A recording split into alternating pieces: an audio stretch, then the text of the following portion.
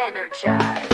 Good morning, y'all. Grab your coffee and smile. Ron G's got the tunes to make life worthwhile. From the latest hits to stories that inspire, WSAN Radio sets your soul on fire. Start your day with the beat, feel the groove. Ron G's got the vibe to make you move. With laughter and love, we're here to stay. WSAN Radio, your morning getaway. Wake up, let the rhythm flow. With the Ron G Morning Show. From the heart of Texas, we're ready to shine. I just do.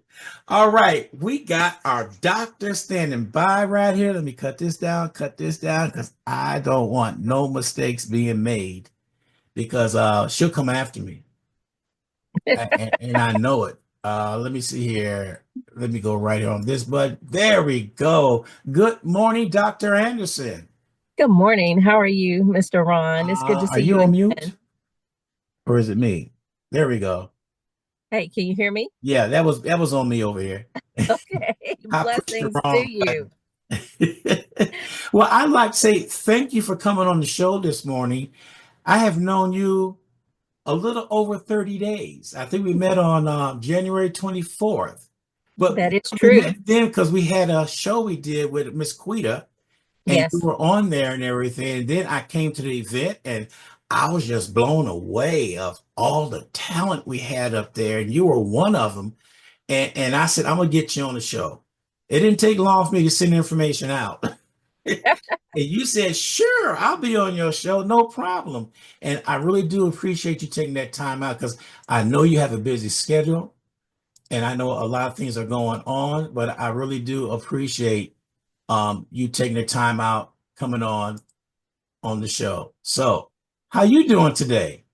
I am blessed, and I want to say I appreciate you seeing the God-given gift in me and choosing to have me on your show.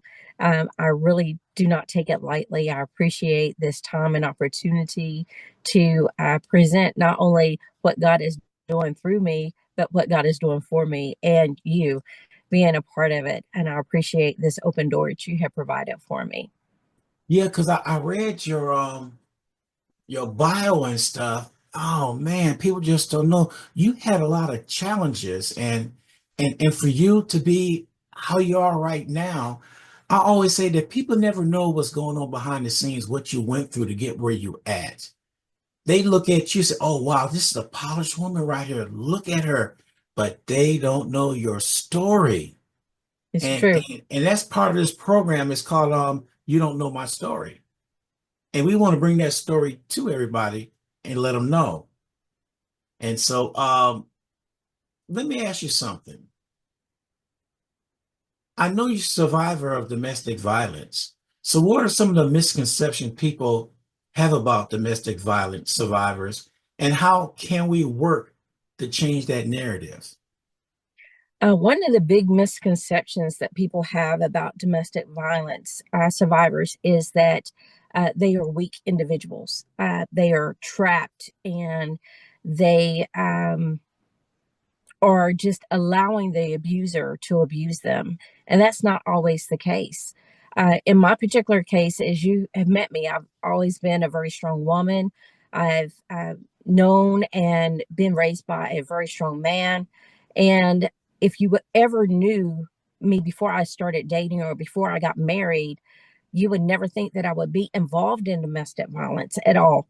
And what happened was, with me in particular, my moral values and my faith values kept me involved in a marriage that was not good for me because of the conception is that my vows were before God, for better or for worse, till death do us depart. So I was dealing with the worst with the domestic violence. I would never allow a person to hit me. And it wasn't that I just sat back and I allowed this man to hit me. That wasn't the case. I was fighting back because I am a fighter.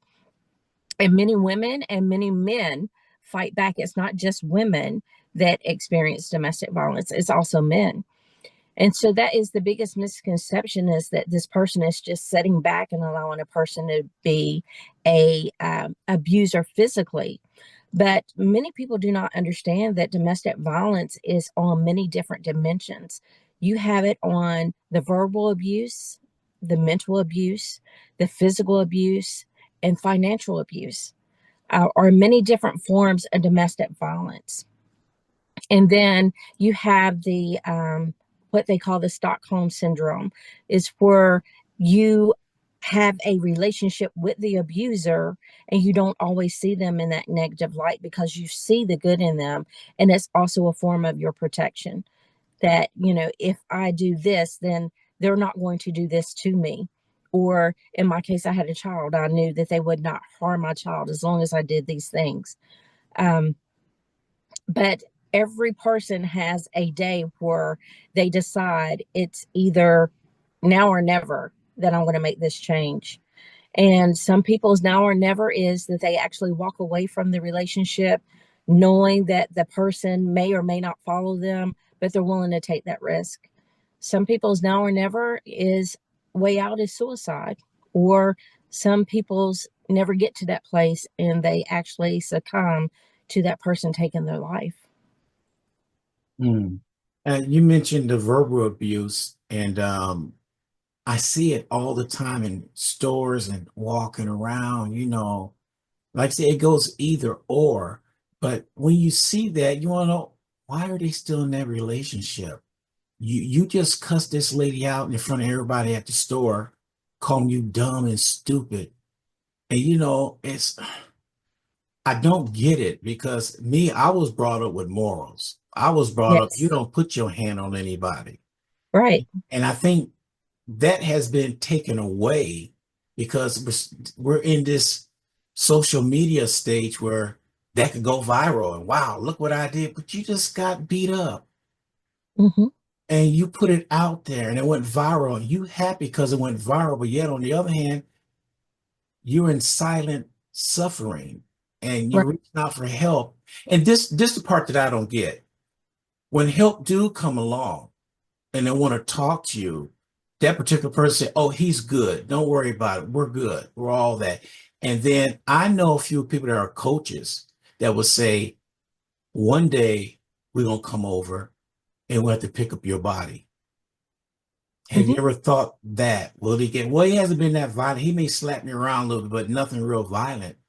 And you just said the Stockholm syndrome. So they shouldn't have to take it. Put it this way, nobody should be beaten on, man, woman, child. Nobody should raise a hand at anybody.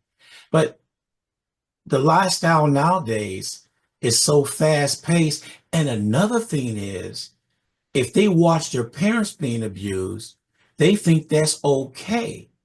So how do you address somebody when they was living in a lifestyle and they feel this lifestyle is what it's all about? They don't even know what the real lifestyle is. How do you talk to people about that? So, how I taken my situation and I've applied it to other people is I remind them that you have to remember who you are. If we put a stop to it at the very beginning, like when the verbal abuse came, I will remind that person, this is not how you speak to me. You have to have confidence in who you are and speak to yourself, because if not, then allowing these words to come at you one by one, little by little, over time, it's just like water that goes over a rock. It takes away levels of that surface of your own self esteem. And the goal of a narcissistic person, which is what most abusers are, is to break you so that they have power and control over you. And so for people, I knew someone when I lived overseas, they were in the type of marriage. And because I was abused before, I was telling them, you don't allow this person to speak to you in this way. You must stand up. You must tell them you don't appreciate, that's not valuing you. And for people that have seen it, it has become their norm. This is their acceptance. This is what they believe is love. So you must show them something different and help them to see that there is a difference, that love is not someone putting their hands on you in a non spiritual, painful way. Love is someone that is comforting you, someone that is making you feel accepted, appreciated, and valued. It's not someone that's making you feel pain and suffering. And it takes a lot to change the mentality of what is and what is not acceptable behavior of a person that is in their life. Me, in my household, there was no physical abuse going on. The only abuse that took place was my sisters and I fighting. However, that became a source that allowed me to accept what I stepped into. Yeah, I feel you on that. So, how can you help women to regain confidence and rebuild their life after experiencing domestic violence? And one of the things is helping them to rebuild and establish their self-worth and value, helping them understand their gifts, their what makes them unique, what makes them special, helping them to see that they were able to step out of this situation and they are making a great stride. It doesn't happen overnight that you meet great success, but the success is that you are no longer where you were. And understanding that every choice that you made the choice to step away because you've seen that it was not worth your life, it's not worth your pain. But when you take that situation and allow God to repurpose your pain for others to come out of the situation, that's what's happening for me. Fearfully and Wonderfully Made, the foundation was developed because I wanted to help other people see that this is not acceptable behavior. If you're in this situation, you're actually putting yourself in danger. Helping people to see that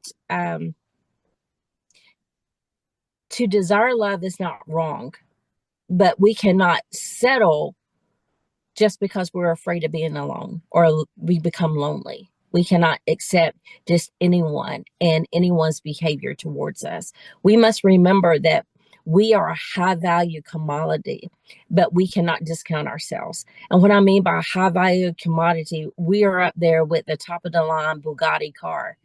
You know, everyone can afford us, but we cannot allow everyone to sit behind the driver's seat and try to be the person that's taking us down the road somewhere, but they don't have experience in driving such a high powered car. And I say that because I love cars. So that's the reference. But the main thing is helping people understand their own self worth and value. And it's not connected to someone else's opinion, it's about how you see and perceive yourself. Okay. Wow. I like that. Let's switch gears a little bit. Okay. Somebody told me to ask you this question. Oh, They Lord. want to know what are some things that people don't know about you? Wow. Some things that people do not know about me. Um, Don't throw out everything, just pick one because I know it's a lot. some things that people don't know about me that I am a published author. I have many different genres that God has allowed me to release. Um, Another thing that people do not know is that I'm a military veteran. I'm an Army veteran. Many people do not know that I love cars and I'm very down to earth. You know, even though I'm a doctor, I don't tell everybody I'm a doctor. So that's another thing that people don't know. Wow. I didn't know you was in the military till now. So what type of cars you like? You like the old school cars? You know, I like cars that show class and style that are forever relevant, you know, because as a person, we are forever relevant, regardless of who sees us or not. So I love sports cars. I like things that show my personality. Mm. So I love the 1970 Stingray Corvette. You Oh, know, I was born in 1970, so the Stingray was a big thing. That was one of the things that I did. How I got into cars is my dad was a mechanic and plus a few other things. And I used to work on cars with him. That was our time. I'm a country girl, I'm a tomboy, but I know how to be a woman, you know. And the reason why I got into cars is because of my dad. And so my dad always put me in luxury cars to try to get me out of that need for speed. you kidding me? No, no, sir. You had a Uh, need for speed back then? oh yes, my dad was. Mm. All of my sisters and I drove pretty strong because, you know, we were in the country and that's what you do. Yeah. But I was the one that would do whatever was on the odometer. So he tried to get something with a low odometer, you know. So like my current car goes up to 190. I've had it up to 130. Ooh, look at you. See, now I used to work on cars, and what I liked about it then, you could almost sit inside that engine and work on it compared to nowadays. Yes. I Yes. remember when a timing chain, I was using the word chain, not belt, didn't break, but it whatever. So I had to sit down, pull Mhm. everything out, put the timing chain on, make sure that everything timed just right. And I asked somebody about a timing light. They looked at me, what's that?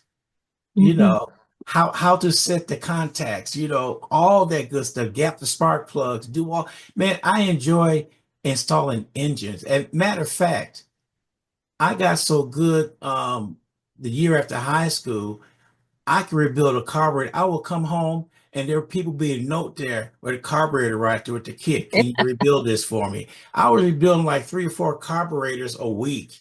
Yes. And that was some good money back then because everybody couldn't do a carburetor.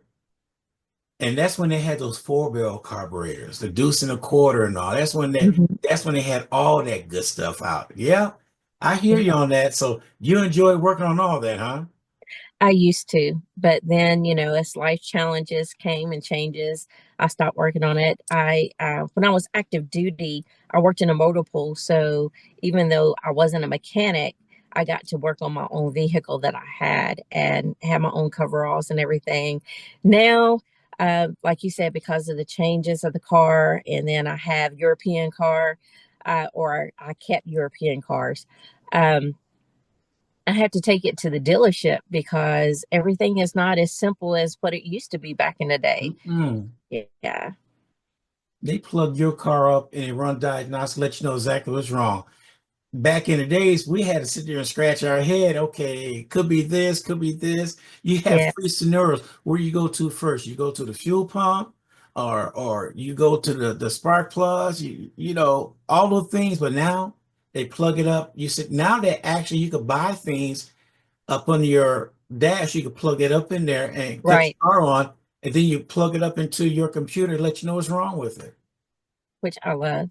I love that. I That's don't too always love the cost easy. that comes with it, but I love that though.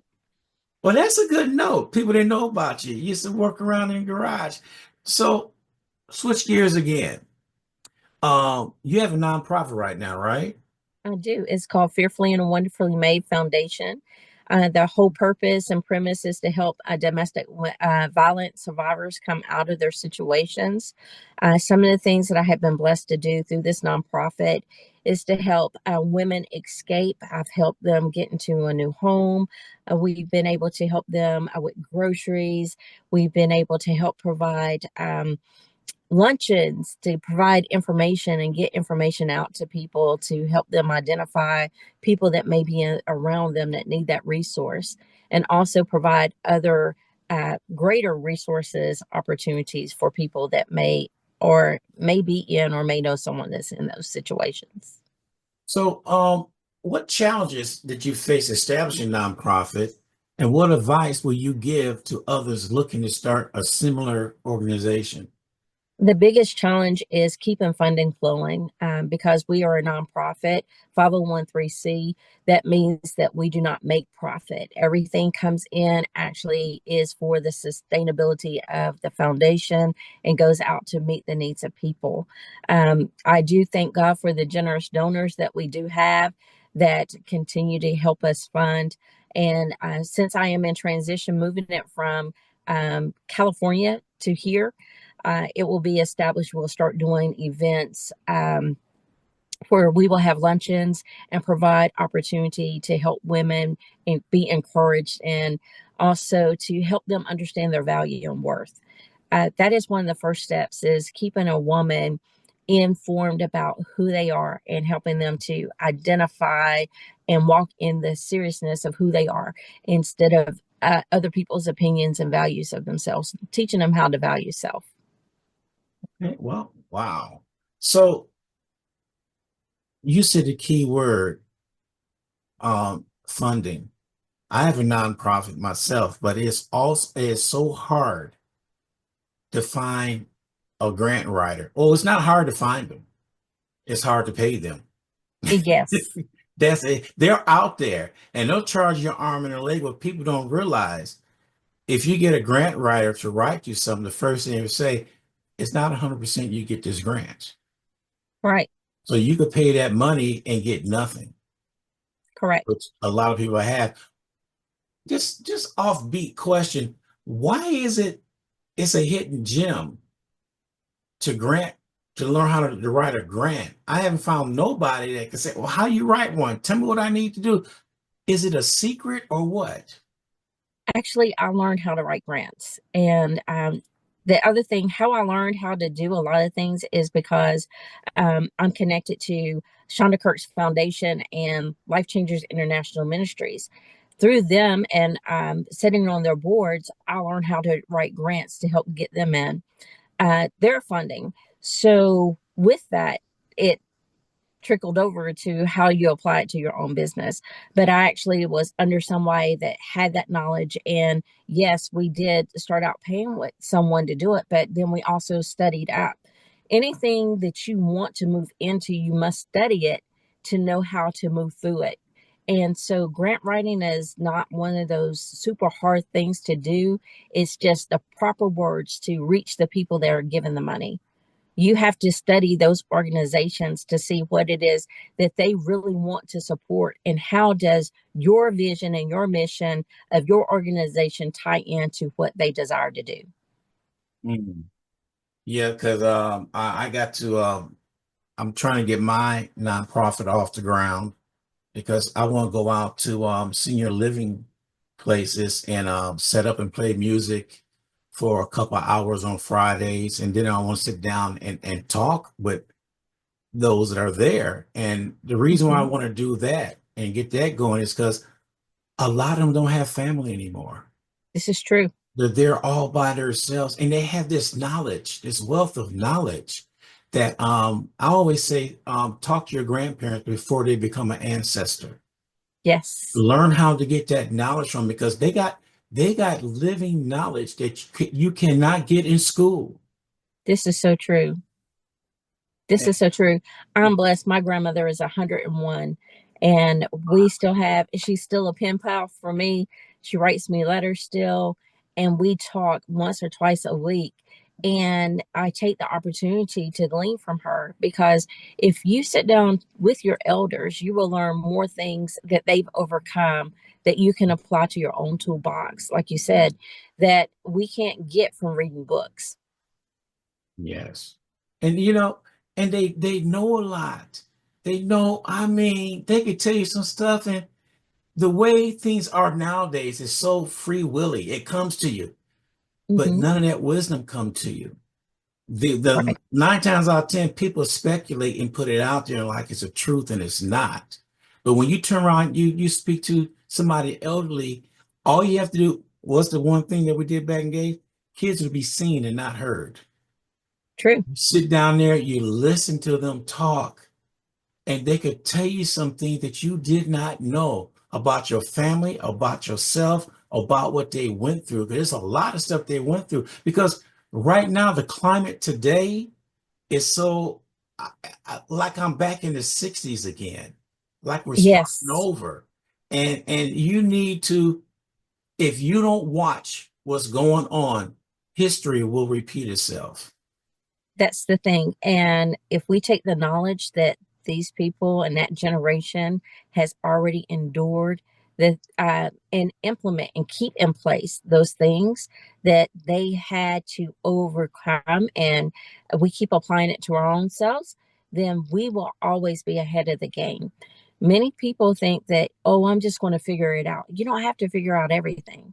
Yeah. That's why God gave us people that have overcome things in our path so that we can step out and step on the path that they've already made paved way for us. And Mhm. a lot of that comes through sitting down and gleaning from that wisdom.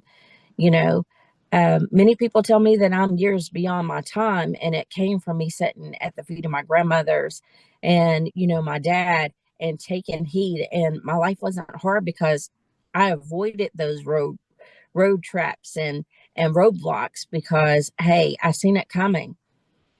Yeah. And, you know, that's one of the purposes of the vision I have for Fearfully and Wonderfully Made. Let me help you identify what is unhealthy. Let me help you identify when someone is slowly trying to degrade you, and Mm, understand that when someone calls you ignorant, no, I'm not. You need to speak up, yeah. because whatever you allow, then they start to build on those things.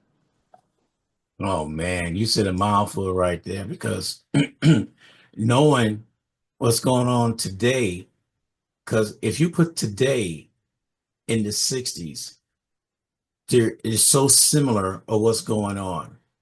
Mhm. It's just amazing that we let it get this far. I say we because we're in this together, which brings up to this point. I know we're leaving from where we were talking about, but I want to talk about the Black Village Mhm. as growing up. I tell this story all the time. Is when I did something down the street before I got home, my mama knew it. Boy, wait, what?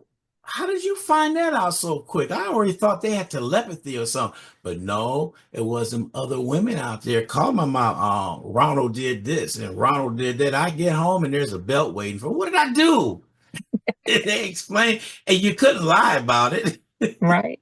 See, that's how our village was. We looked out for each other, and then if it was a kid out there that was, I'm gonna use the word special, we kept an eye on him. We didn't beat him and make fun of him. We knew Right. who his parents were, and we involved him in our sports, playing baseball, whatever. We did that growing up. Nowadays, people look at people and they're bullies. Like when I was coming up, I had a bad stuttering problem. I was picked on, called stupid, dumb, you name it. I had all that coming my way. But here I am right now. So, you know, I am 100% would like the village to come back in each And in each community. Then one time get all the villages together. I would love to see that happen because that's the only way we're going to defeat things going on nowadays and bring the village back. Mr. Ryan, you talked about the Black Village, and then you talked about all the villages come together. I grew up in a very small town called Freeze, Virginia, and our town is basically a village. And the only blacks in that town, we were all related. We're all family in some connection, whether it be second or third generation, cousin, whatever.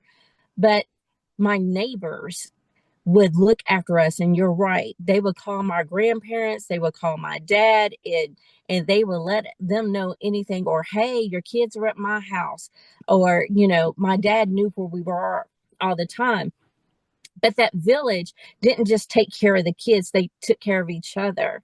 One of the things that I seen growing up was when it was slaughter season, that's in the November time period when winter hits, the people that had the cattle and the people that had the pigs and the hogs, they would slaughter their animals, and they would schedule the slaughter time where they work together, and then they will share the meats with the people that had we had the gardens, and a couple other people had gardens. We would share the produce from our garden, so we really only went to the store for simple, really, really very, very little stuff, because we would stock up during the winter season.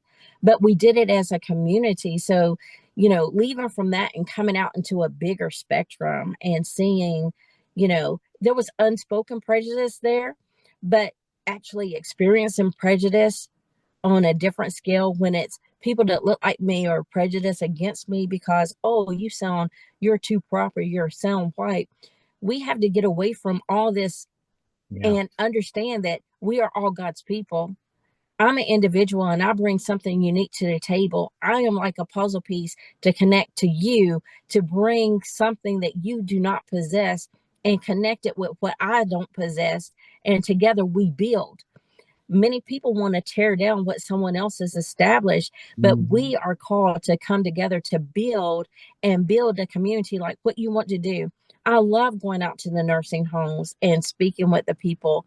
Our church, Life Changers International Ministries in Houston, goes out the first Saturday of every month, and we bring song and we bring prayer to the elderly. But we don't just stop there. We also go out into the community another time during the month, like the third week of the month, and we go out and we feed the homeless. We are reaching out to the community, but many people have gotten so caught up in this is what I work hard for, but I should just give to myself, and I should just have whatever I desire. But we were called to be a blessing to bless others. Yeah, man, you said a mouthful right there. Man, I remember those days. I remember we would go to church and sun up to sundown. I'm trying to figure out why are we here on Monday through Sunday? Why are we always here? Cause my mom would yank us out and we'd be at church. We will be there and everything, which paid off because I make sure I go every Sunday now. It's not a routine, it's something that I feel I need to do and stuff. Mhm. But people don't realize that back in the days, the church was your community outreach place to Yes. go to. The church was always open for things went on. When we had politicians running for office, they would come to the church and sit down and speak to everybody. I Mhm. remember all that going on, and that sort of went by the wayside now. I mean, there are still a few churches around that do it, but not as much as today, because the church used to be our community center. And people Yes. realize that was a place to go to for everything. You want to know about something, go to church. And that was a place for healing. But you look at it, many of the resources that you need is embodied in the people that go to church. You have Mhm. people that are in the social work field that go to church. You have people that are in the industry that helps with the groceries and knows about resources and opportunities that are in the church. You have people that are in finance that can help you with your budget and any Yes. monetary needs you have. They're in the church. But many people just come to church and think, oh, I'm just here to worship. But God has called us together to work together with our gifts, talents, and resources to advance not only His kingdom, but help us to advance in our life as well. But if we close ourselves off to the fellowship, we would never learn. It's just like you asked me in the very beginning, tell us some things about you that people don't know. People don't know because they're not willing to ask the questions. I don't mind asking questions. I love asking questions. And the only thing about it, I've been interviewed a couple of times, and I'm not used to being interviewed. I'm always interviewing, and they hit me up with some questions. I had the answers for them. I had the answers for them. So let's switch to the books. You Okay. have you have written several books. Yes. How do you tie um your missions into the books? And well, actually, how do you tie the your books into your mission with your personal journey? So the blessing is that I am led to write the things that I write, and each thing that I write is something I've lived and endured. So it brings a level of truth to it that people can connect to. And when people connect to it, and then God has given me a talent to where the books that I write, it's like you and I are having this conversation. You don't feel like you just got to read pages of a manual that someone's put together. And if you do this, you get that, whatever. It's actually a journey about the life experiences. And so each one of the books that I've written, wrote it at a time when I just completed that process of a journey, a season in my life, or something impacted me to where I thought about, what if I'm not here? What can I leave behind for my son? That's what I did with my second book. The second book is called Encouragement for the Journey. And my son said to me one day, he said, Mom, you're always giving me these life lessons. And I thought about, what if I'm not here? Where is he going to get these life lessons? And so what I left for him, and I published it on his birthday as a gift. And another time he told me, I don't want you to give me anyone else's card when you're a writer. I want your words to be given to me. And that's what many people are asking. They're asking for words of wisdom to be given to them. I've taken the words of wisdom shared with the generations before me, my mother, my father, my grandmothers, and even my bonus parents and grandparents, And I call them bonus parents because these are people that stepped into my life as that village, or my son's life as that village, to help us meet those next seasons in our life, or to walk the journey with us. And in that, I gave him my relationship with God, and how I will wake up in the morning. I will be listening to music, and what I would read in scripture, and then how that scripture moved me to where I would pray and ask God for certain things. Or I would either have a prayer of thanksgiving, or I would have a prayer to ask God to change something in me. And those are the things that we need to be releasing. So the books are all about seasons and journeys that I've endured, but I wanted to leave something behind to help someone else come out of the season I just came through, to where their journey would come out a little bit faster than mine. You're right about that, because they need to know on what you went through, because your book, the books that you wrote, is it easy to see was on your life experience? It is. Yes. And you can't get that anywhere else, because it's your story on Right. what you went through. And then when people read your book, they come and talk to you. I didn't know you went through all that.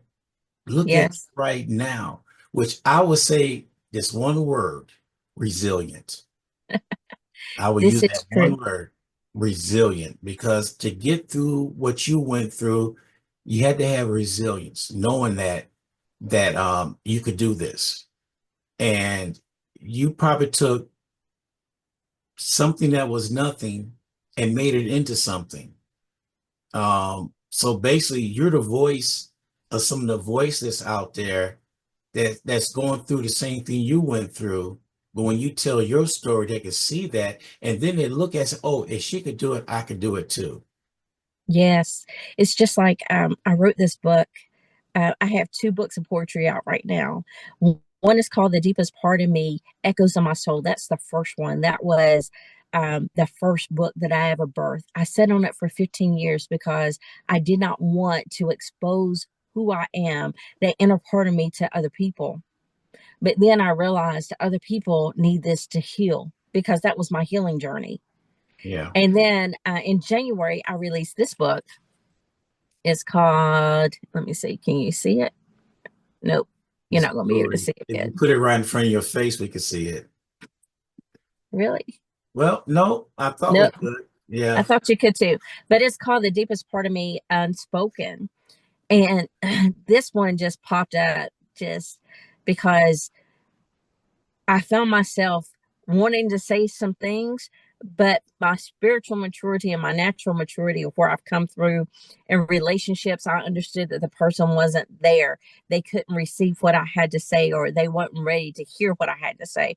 So I put these things on paper and chose never to share them with that individual.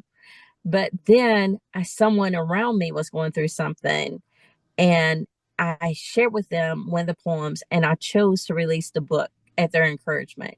And this book, I literally took 3 hours because to put together, because I had already written everything. Okay. And then I birthed the book.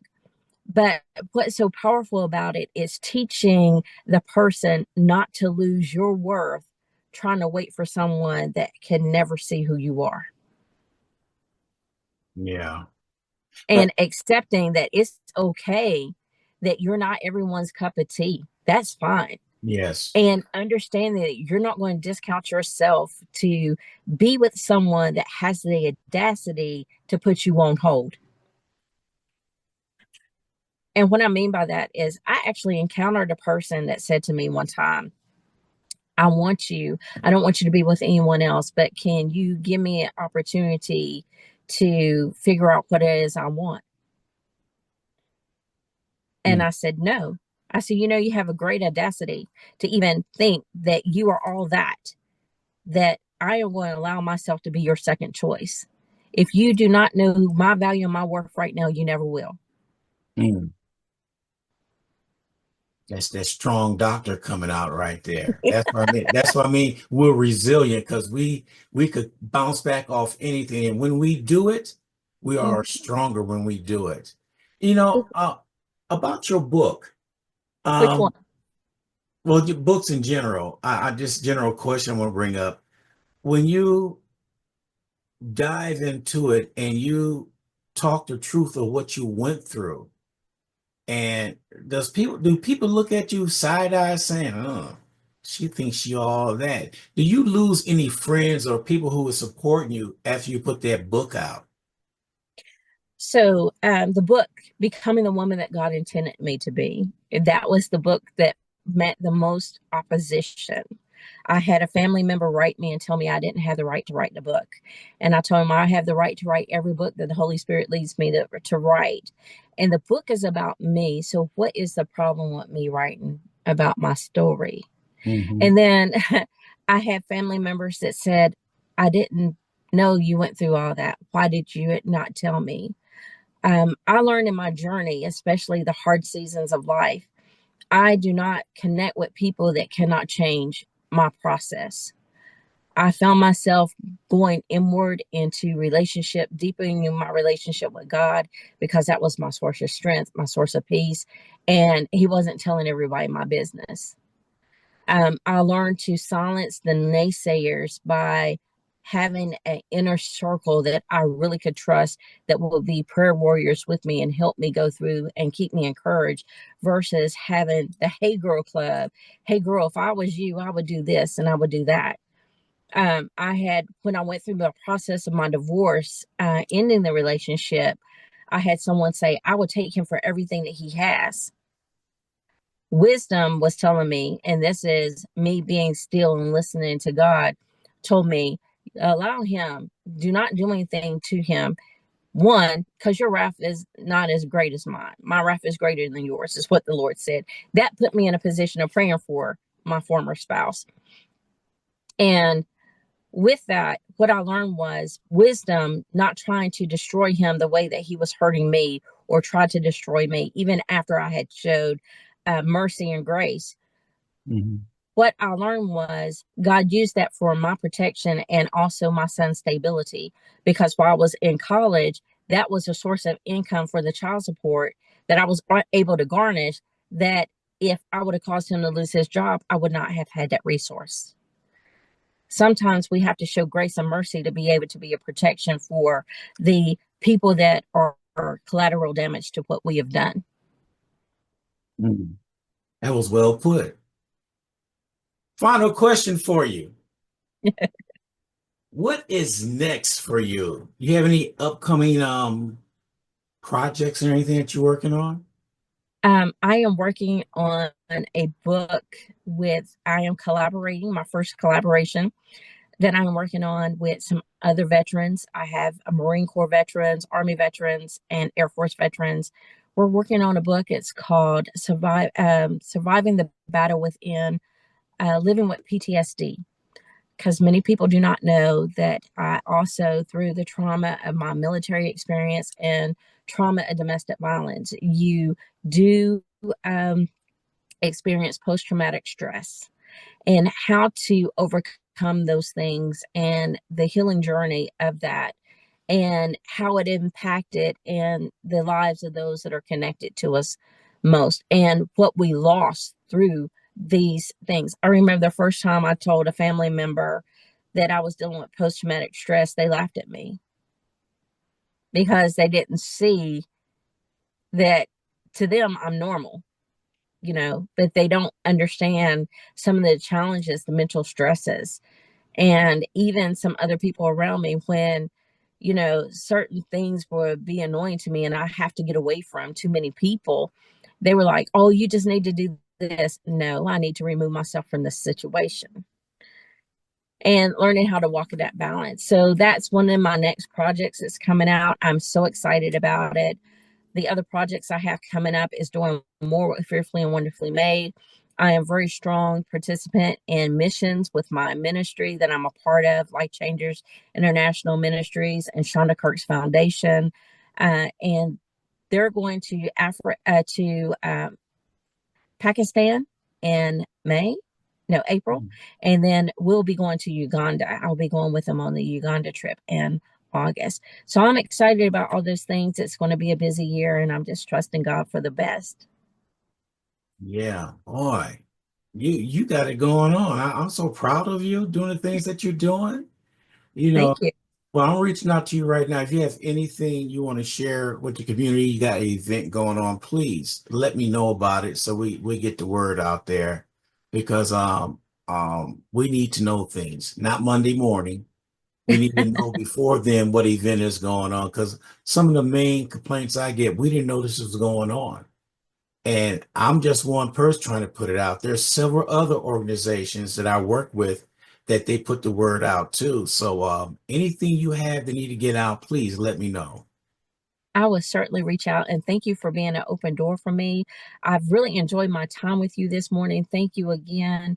I pray that God blesses you and you get all the funding. I will be making a donation because I believe in your mission as well, the same as you believe in me. Well, thank you. I appreciate that. And this is not gonna be the last time you're gonna be on the show. I would love to for you to be on the show when you over there across the sea. Okay, we If can you have work that out. internet available right there, then we can set up something and you could talk from way over there. Where's that you say you're going? We're going to Uganda Uganda. in Okay. August. Yes. Yeah, I'd love to do a show with you over there because I do a show right now with a person in Japan once a week.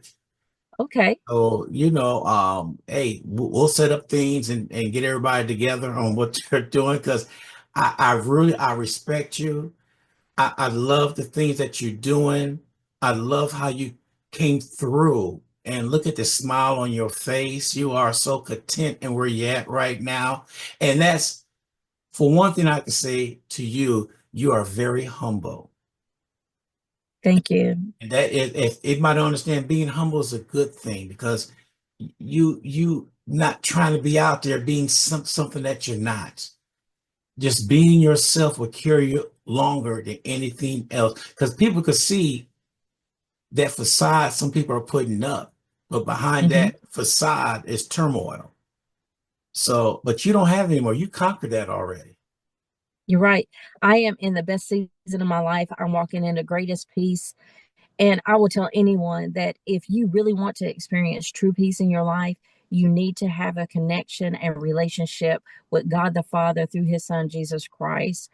And I'm not trying to push religion on you. I'm trying to teach you about the relationship that you have with God through his son Jesus. That's the open door. And when you develop that, there is a peace that will come on you that you fight for your peace more than you fight for anything else. Everything else doesn't mean anything. You learn to protect the peace of God on your life. Yes. All right. Final. Do you want to give out people information how to get a hold of you and your website and all that good stuff? Yes, my website is TacomaAnderson.com. You can also find me on Facebook. I'm on Instagram under Dr. TRA22. And then also, if you want to get my books, you can check me out on Amazon and just put my name in Tacoma R. Anderson. You will see 7 books that I have. I have The Deepest Part of Me, Echoes of My Soul. I have Encouragement for the Journey.